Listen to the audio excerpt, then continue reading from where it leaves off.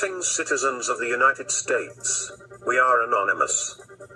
Donald Trump won the presidential election on Tuesday night, and if you're bummed about the results, if you're fearful of what the next 4 years might bring, you are welcome to hop on the gravy train that millions of Americans have been riding on for the last 8 years. There's plenty of seats. But regardless of what you think about Trump, no matter how you feel heading into next year, let me make one thing very, very clear. Trump's victory was not because people flooded the polls in support of a candidate that they adored. Tuesday night was a bold, clear repudiation of the last 8 years of solid crap, plain and simple. But of course that hasn't stopped every liberal pundits and analysts from blaming Trump's victory on Americans' supposed hatred of black people and women for the past 72 hours straight. Over at CNN, a very terrified Van Jones blamed the whole thing on a racist whitelash against a black president. This was a whitelash. This was a whitelash.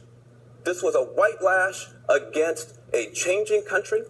It was a whitelash against a black president in part. And that's the part where the pain comes.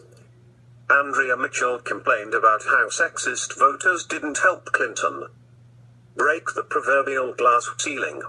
Late yesterday, her team was still optimistic that they would prevail.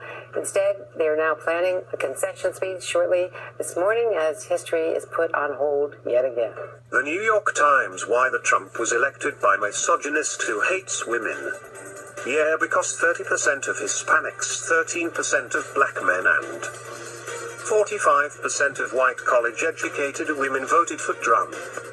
Because they hate Barack Obama's skin color and Hillary Clinton's anatomy. Because there's no other possible reason why anybody would have voted against the liberal line, and must be racism. It's always racism. Here's the deal: since some people cannot get this through their thick skulls, let me clear it up.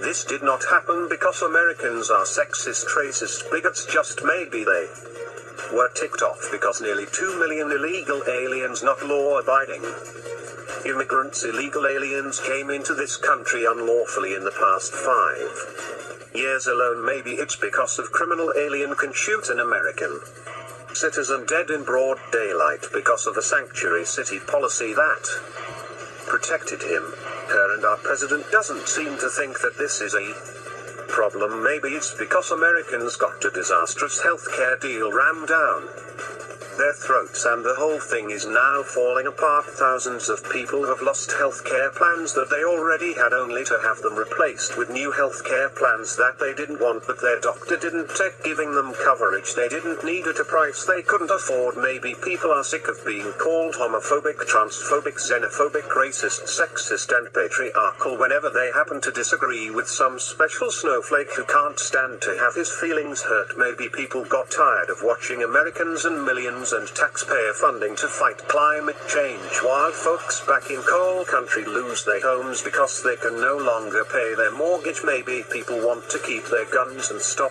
killing babies. Maybe it's because we added another $10 trillion to the national debt and more than 13 million people to the food stamp program. Maybe people are sick of endless terror attacks and riots in the streets whenever Black Lives Matter gets pissed off about something, and maybe it's because people just didn't feel like signing up for another 4 years of the same tired, terrible progressive policies that have already screwed them over 6 ways to Sunday for the past 8 years. You don't have to agree with it, you don't have to like it, but here's the thing: facts and data, they don't really give a crap about your feelings, and that's your reality check. America, we are anonymous.